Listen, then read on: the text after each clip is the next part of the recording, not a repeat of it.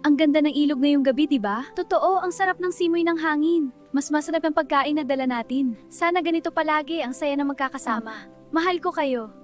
Bago tayo tumawid ng ilog mamaya, magtapon kayo ng dala natin gulay alay sa mga nakatira sa tubig.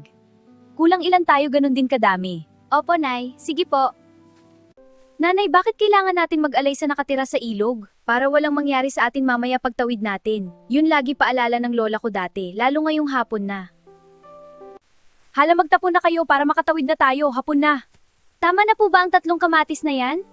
Bilisan mo na ate, madilim na. Ito na po alay namin sa mga nakatira sa tubig. Tama yung sinabi mo, anak. Respeto natin sa mga nakatira sa tubig dahil mas nauna sila sa atin dito sa mundo.